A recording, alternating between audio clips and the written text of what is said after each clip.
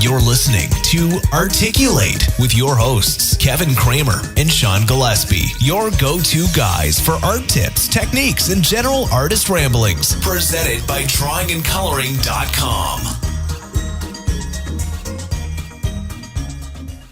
Hey everybody, welcome to Articulate, the podcast where we talk about everything art and everything you want to know about art. Yeah, well, hopefully. Hopefully. If you send us your emails and your comments. If you send us your suggestions and information, we will talk about whatever you want. Mm-hmm. We'll get to that. As far as art goes.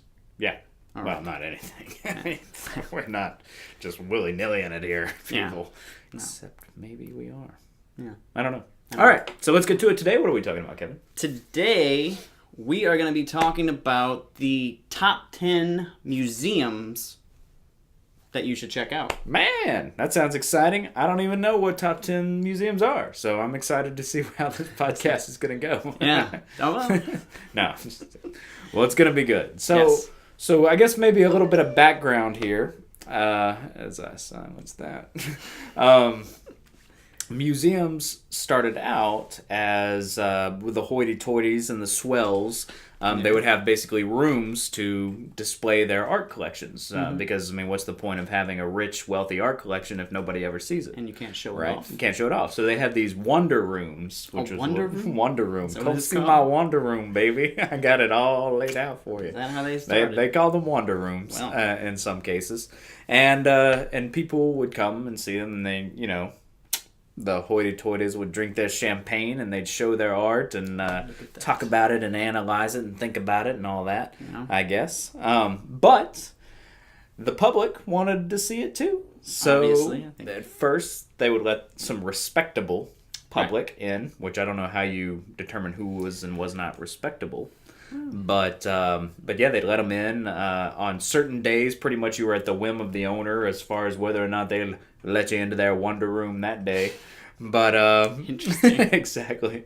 And so that it kind of grew from there. You know, you got museums and galleries, smaller galleries, and then leading up to larger museums. And of course, one of the oldest museums goes back to about 530 BC, which displayed Mesopotamian antiquities. So, Wow. Little factoid for you. Interesting. Yeah. Interesting. Little fact. So, but Kevin, Yes. why should we go to museums? In the age of the internet, when we can just look up every artist's complete work history and, you know, pictures of his butt, you know, why do we need to go to a museum? What's the point? Well, for one thing, the most significant thing about going directly to see the art is you experience more. Well, like what? You can see the brush strokes, you can see the size of it really takes on a whole nother meaning. Mm-hmm. Yeah, that's absolutely true. Because when I was in the MoMA, I saw Salvador Dali's Persistence of Time painting. And that painting it's literally like this big. Really? It is tiny. Which maybe he has more than one.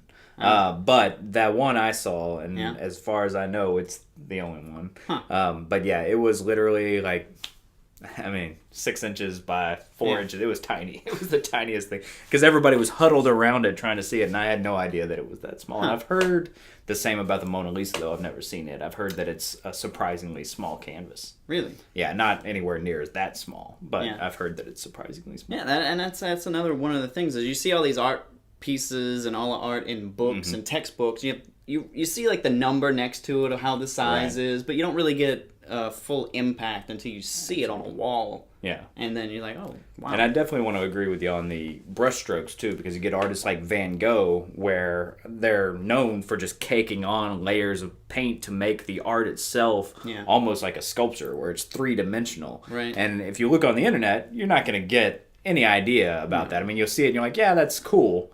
But when you see it in person, you know, you see that really, depth and you see it, and it's more tangible. You really need to see it in a three-dimensional environment. Yeah.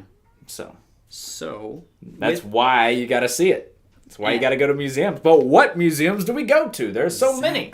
Exactly. I know I actually had that problem a lot. Yeah. Every time you live in Texas, that's why. That's probably part of it. Yeah. In Texas, we pretty much got one in Houston that's pretty good. Austin, we have a lot of good galleries. They have a lot of smaller ones. Yeah, small galleries. But as far as visual arts in Austin, kind of falls off. Well, I don't know. We got some pretty. They got the Dr. Seuss Gallery over on 5th, but They do. Yeah. But they're very small. yeah, they are very small venues. Of, Yeah, even our main Austin museum is a smaller museum. It's like 7 stories tall. Right. But only the bottom floor is an art museum. Exactly.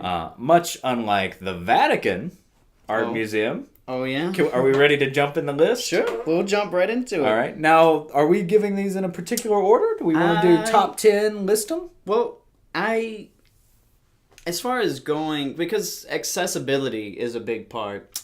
That's really the main reason I haven't gone to a lot of them, I would say. Even driving 4 hours to Houston from here was a little bit of a trip. Oh, I did that, no problem. But maybe I'm just more dedicated. I think maybe I was really tired. I think I was probably really tired. The Houston one's pretty nice. But that one actually is really really nice. good. I was very surprised because I went to go see the Artists of Paris exhibit, and the amount of work that was in there, just in that one exhibit, I had seen in hundreds of books that I never thought I'd see in person. Like the one from, like the big cat poster. I can't remember the name. Oh yeah, of it. I know which one you're talking about. It's like really yeah. They had that there. The famous They had all of the Toulouse work, everything. It was just like you get hours and hours of research versus somebody else already doing the research, putting it all together for you. You get to enjoy it. I mean, another reason to go to a museum as opposed to collection of works. Yeah, collection of works, and you see it together, and you get to contemplate as a collection. Exactly. Yeah, you can actually get like a narrative through the whole thing. And then also, while you go to these museums, you also have and you were talking about the Houston Art Museum. They've also got the Rothko Chapel, which is not very far away. So you've got smaller galleries that are maybe focused on one artist, like you have Dali's gallery in Spain. They're usually in like a little museum district. Yeah, a lot of times there are. A lot of times. But one of the museums I was talking about, and I think, I would argue is probably the largest museum, we were talking about, that one being only one story, is the Vatican Art Museum, which I was surprised in my reading here that is 9 miles long. What? Yeah. I mean, granted, they're counting the Sistine Chapel and so the it's counting that whole Raphael. block. Yeah, but I mean, you can walk for 9 miles, basically going from gallery to gallery, and they have, I think they said, almost 4 million works of art. And insane. You've got Raphael's, Da Vinci's, the Sistine Chapel. I mean, you're not going to do that in a day. No, that's like a week. No, that's like a month. Go there and stay. More. People, because you're gonna need a while to see that one. That's why you studied that. Yeah, I want to go. I'm sold on that one. That's where I want to go. That would maybe not first, but I definitely want to go there. That's definitely on the top 10 list that I would go to. I didn't know it was 9 miles. Yeah, I saw that it was like a connection of all the Sistine and all of the other stuff, but I didn't realize.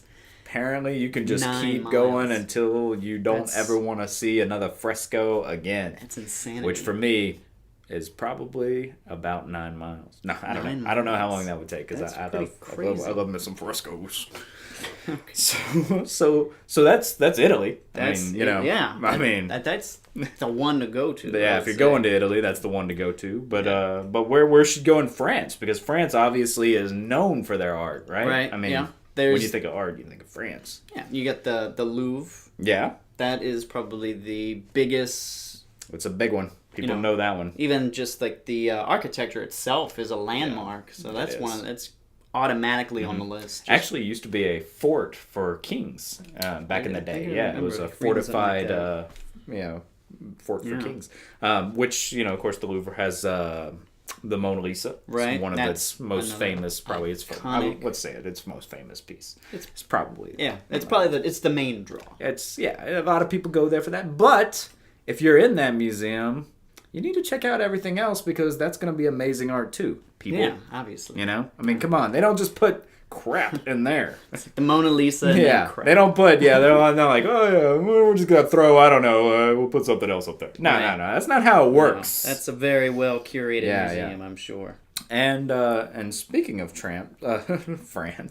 What? I don't know why tramps came from my mind. How did that slip? France. France. Yeah, there's also the Museum d'Orsay, which I may have mispronounced because I don't speak French, despite being from Louisiana. So if you know the proper way to pronounce that, shame. shoot me an email or give me a call and say, hey, Shawn, it's not d'Orsay, it's d'Orsay or whatever. But anyway, d'Orsay.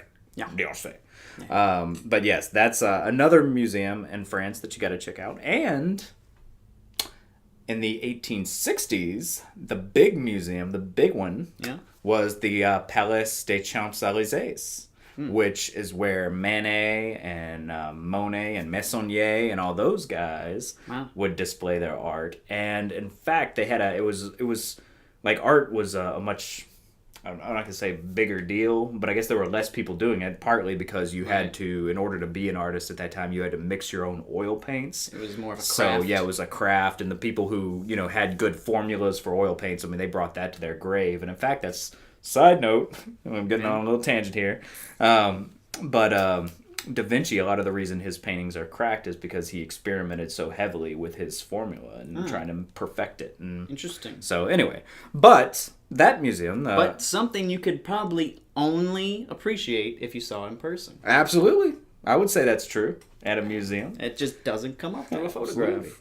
But with them in the 1860s, their jury was so heavy and so stringent and unforgiving because they were very classical, right? That they didn't like, Manet and Monet and all those guys. So a lot of different factions, right? Yeah, and France, every time they get turned down or denied, they organize. I got to give them that.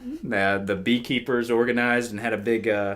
Riots in the streets, a beekeeper riot, and this was a couple of years back because of the bees dying off. And they believed it was pesticides, and they got results, man. They got results where the same thing happens in 1860s with all the artists. They had artist riots, which is awesome. Yeah. Because it's not something you see today. Yeah, I mean, I can't tell you the last time I looked out my window and there was a bunch of artists running with their paintbrushes. No, we demand representation. It just doesn't happen, folks. Not usually. So.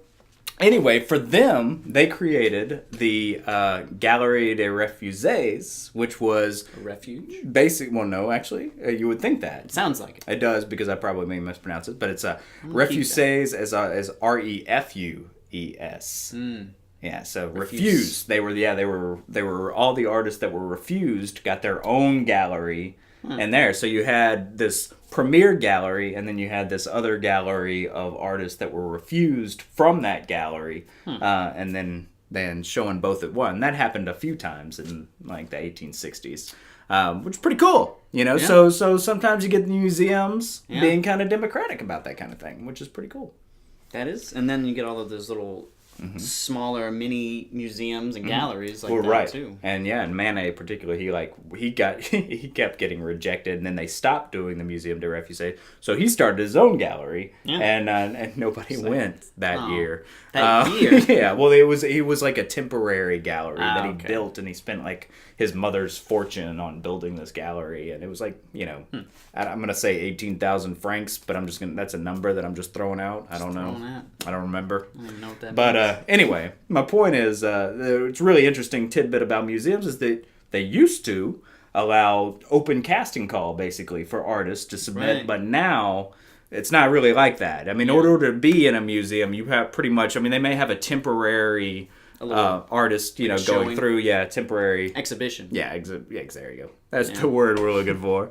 But they've got a permanent collection, which, those have already been seeded out. They've gotten rid of the fuddy-duds and all that. It's already a super established pick of the litter. Right. Upper echelon. Exactly. These are the masters you need to see. There you go. No one else gets in. Exactly. No one allowed. Yeah. It's usually how the top most ranked galleries are. Exactly. Not the lower ones. So far, we've got the Vatican.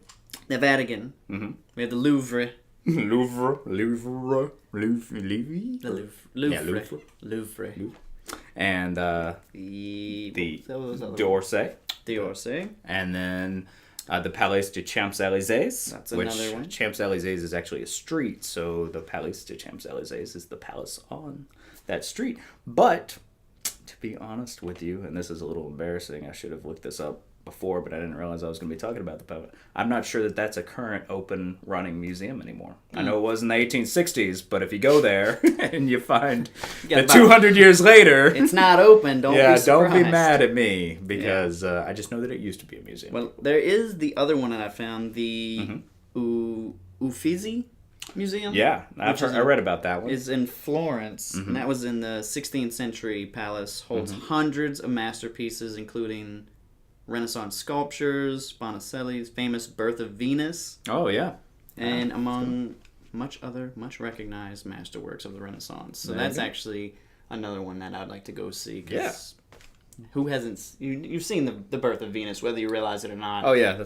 Yeah, exactly. Yeah, you've seen it covering up, and it's got the you don't see nothing going on here. Actually, there's a few Birth of Venuses, but I like that one a lot. Yeah. Whether you've seen it in advertising or anything, you've seen it's that been picture. Spoofed and charade and homaged a million times over. And, the Renaissance art in general. But let's say that you don't want to hit the road and jump on an airplane and go across the big pond. You don't want to go pond skipping. What would you say? Are the couple museums that you could see here in the U.S.? That was going to be one of my next things, because traveling is expensive. It is very expensive. And you're a starving artist. And unless you just happen to be traveling, which who just happens to be, unless you can do that, in the Vatican, where they're like, I guess better do 9 miles of a museum. We'll just travel through here. No, that doesn't usually happen. You got to go there with a plan. Right. That's a pilgrimage. Mm-hmm. It is. That's the right word for it. It is a pilgrimage. Yeah, I know. A lot of people do that, like right after high school. Yeah. Just go do it, get it done. I should have done that. Yeah, you should. My life is half lived, Kevin. It's true. All right. So what are some museums for the U.S.? For the U.S., I would have to say one of the biggest ones is the Met in New York. All right. Again, which I still haven't been to. Yeah, you can do that. Actually, I haven't either, to be honest. I haven't been to the Met. I've been to the MoMA. Have you? Which is their Museum of Modern Art, right? And that was where, like as I mentioned before, I saw the Dali, but they also had Picasso's and some Van Goghs. I mean, it was an amazing museum. So I can't imagine how amazing that museum would be. That's because I've never been there, but I know that they have a lot of Pollocks and things there as well. It says it holds more than 2 million works from around the world, from prehistory to the 21st century. What? 2 million works? 2 million? How could one person possibly see that in a day? I don't even know. You gotta pick a section. You gotta go fast. You gotta power walk that sucker. You gotta go. You gotta power walk that with a video camera while you walk through. Cezanne. That's what you gotta do it. Is like that how you do it? Yeah, let's do it. Manny. Okay. That's how you do it. If that's how you do it, then that's how you do it. But if you're a little more middling, you can go to the Chicago Institute of Art, which featured in the movie Ferris Bueller's Day Off. Yeah. Yeah, they went there. So you take yourself a little Ferris Bueller day and you go to the Chicago. If you just happen to be in the area. You don't have to drive a Ferrari to do it like they did in the movie. Just skip school and go straight there. Just do it. That's all you gotta do. That's what we're recommending, kids. Skip school and go to see some art. Actually, it wouldn't be a bad field trip. That would be awesome. If I was back in school, then tomorrow I would skip school just to do that. I don't think you'd really get in much trouble. I can't imagine you would. You went and you got cultured. How can you complain can't about get in trouble that? for that. No. You didn't learn can't explain that. You didn't learn about a war, but you watched the war on the wall. So we did East Coast, we did Central, but there's also a great museum in Los Angeles. Really? Yeah. So they say. I've never been there, but the J. Paul Getty Center.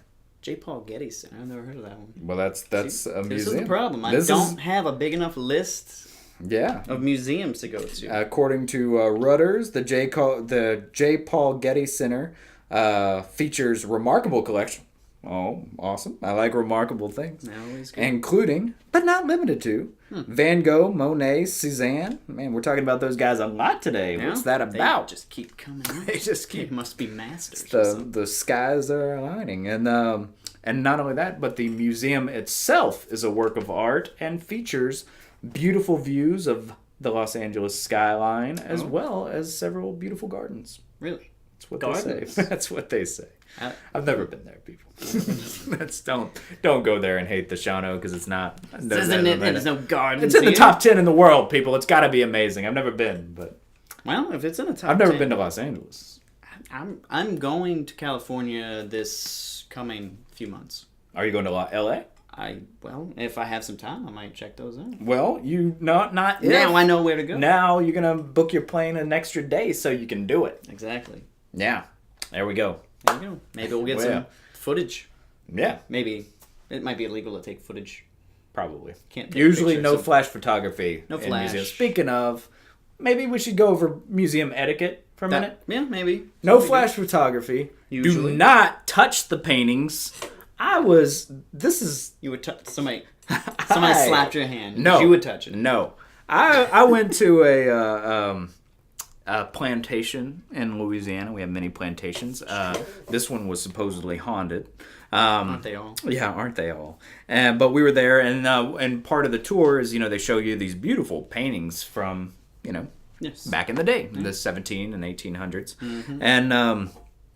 But the guide was obviously a local girl who, I don't know if you've been to Louisiana, people, but the locals some of them are a little colorful people. Yeah. And she was a little on the, I'm going to say it, she was a little bit of a redneck. All right, I'm just going to say it. But she's like talking about the painting, and she's like, y'all check this painting out here. And she's slapping it with her hand. And she's like, as you can see, the girl died before the painting was finished. And that's why this half looks different than this half. And she's touching the painting. And the girl I was with looked at me because she knew I was having a heart attack over there in the back of this tour. And I was like, I just wanted to slap the girl and be like, what are you doing? Don't touch the paintings. Don't do it, people. Do not touch the paintings. I will come in there and slap you. Wow. Yeah, unbelievable. I was like, that's something shocked you and take appalled. for granted that you should know. You would think that you would know that, but I mean, my jaw, like, I couldn't even get mad because I was just in disbelief. Like, is this happening? Slapping the painting. She was slapping it, like, see this right here, and just touching it and running her hands down. I was like, oh my god! Hopefully she wasn't there much longer. I hope not, man. I hope not. I pray not. Wow. But yeah, so no flash photography. Be quiet. Don't make a lot of noise. Yeah. And don't touch the paintings. Yeah. If anything, the most useful thing is maybe to bring a sketchbook. Yeah, a lot of people do bring sketchbooks and they sit there and sketch out the art. Yeah, absolutely. That's common. One of the most useful things for museums is to learn directly from the master. Mm-hmm. Yeah, and we're going to either do or did a podcast on composition, right? We're going to do one of them. Okay, all right. We haven't yet. Not one yet. But when it comes up, that we're definitely going to talk about that because, drawing and just quick sketches of famous paintings, great way to get a grasp of composition. Yeah, it's almost like if you retype somebody else's work, you get a feel for their rhythm and all that. It's basically the same thing. Yeah, absolutely. Mm-hmm. So that's East, Middle, Center, or mid. What is the middle of America called? Central America. Central America. Yeah. So East, good. Central, and West Coast, right there. And the one in Houston is actually really good. It's actually a lot bigger and it is good. Thorough. It is good. And also, a lot of people forget about their local universities. Most local universities have art museums. Yeah. And Austin actually has a really good one too. Yeah, UT has a great art museum, but also Wellesley in Boston, Massachusetts area. It's actually technically in Wellesley, I guess. Yeah. But their art museum, and they've got Picassos and Monets, which they got money, but it's an amazing art museum, I gotta say. But yeah, so don't discount your local universities and check out their art museums. Yeah, I think that's fair to say. I mean, they have to teach. Yeah, they gotta teach, man. That's how you learn. That's how you learn. You see it. Yeah. So what are So I mean that pretty much covers America, and then we got Italy. We knocked out France. Yeah. Where else can we go to see some art? Are there any other places? I mean, are there any kind of specific artists that you particularly have, like a gallery? Like I have one. I want to go to the Alphonse Mucha Museum in Prague, which has every piece of his work. That would be cool. And his work is just amazing. Yeah, I like his work a lot. I like Art Nouveau a lot. Yeah, it basically is what all modern artwork is based off today. I gotta say, Well, I don't agree. Some with that. degree, most degree. Well, I don't agree at all with that. Cut one. All right, but I will give you advertising. I will give you that's what I was advertising. gonna go with advertising. All right, I will give you that. I didn't want to go down that road. All right, right. That's a whole nother thing. Yeah, All right. but definitely art and advertising. Graphic design. Graphic he design. knocked that. Well, no. But the Dolly gallery Yeah. would be the one for me. I want to check that out. That would be because I'm a big Dolly fan. Yeah. So where is that one at? I think it's in Spain. I better look it up before I go. But I'm 90%. I'm here. It's not here. 90% sure that's in Spain because he is Spanish, I believe. Right? Dolly. Yeah. Sounds right. Spanish. I have to look that one up. I have to double check the facts on that one. Yeah. But I think that's. But there's I guess just to name a couple more. Speaking of Spain, there's the Prado Museum, which we didn't mention. No, we didn't. That's actually on the list too. Yeah. Oh, we forgot the National Art Gallery in D.C. That museum is amazing. That's the a lot of them a little on the patriotic side, which is great. Yeah. You know, I'm not knocking patriotism. No. But a whole museum, dedicated to it. But they also have some amazing Vermeers and things like that are beautiful, which I've been to that museum personally, and I can vouch for that one as being amazing. Awesome. But wear some comfortable shoes because you're going to be walking a while. Not 9 miles. No. And the last one I have on my list is the Tate Modern Museum, which is in London. Yeah. It's not on the one I have up here, but that is another really good museum. Yeah, it's formerly a power station, and views of the Thames River, and apparently a pretty amazing museum. Never been there, but go, people. And if you know anything about these museums, more than we have, in that you've been there. Right, you have a personal account. Email us. Right? Yeah, definitely. I want to know because I want to build like the list that we have here. I had putting those on my list of places to check off, and I want to hit all of the big ones. I want to hit all the medium ones, and I hit all the small ones as much as possible in every city that I'm in. Yeah, definitely. So email us if you've got a gallery that obviously this is a top 10. Yeah, this is going to be, you can only put so many in this. So if you've got one that we missed that's amazing and you believe way better than any of these others and you can say why, shoot us an email and tell us why. And our email address is... you can put it at info@articulatepodcast.com. Yeah. Or just put a comment below this video and just let us know what you think about any of the museums we listed or any ones that you might think are really good to get up. Absolutely. Yeah. And if you're watching this on YouTube, go ahead and hit that subscribe button over there. And if you're listening on iTunes, make sure you keep up with us there too. Hit that subscribe, keep these iTunes up. Too. We're everywhere. We're everywhere you want to be. Exactly. Wait, I can't say that. That's probably illegal. Yeah, isn't it? That's somebody's something. That's something. That's someone's. That's somebody's card. Something. It's not ours. Nope. But forget I said that. If you don't know, then you don't know. Yeah. But either way, if you have any questions, comments about a museum or any place that's in the Austin area or Texas, we'd really like to hear that. Oh, we can definitely tell you about that. Yeah.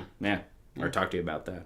Not tell you. Or if you know one that you really like, just tell us about that too. Or if you know one in Cali, because we're both going to Cali later. Yeah. If you hit us up there. Yeah, I want to hit up as much stuff as I can around there. Definitely. Shoot us an email. Say, hey, you guys need to go here. Exactly. We're hitting Cali, and I'm going to visit Seattle too. Seattle? So I went to the one in Seattle. There's okay. Well, I'll talk to you after the podcast. Exactly. All right.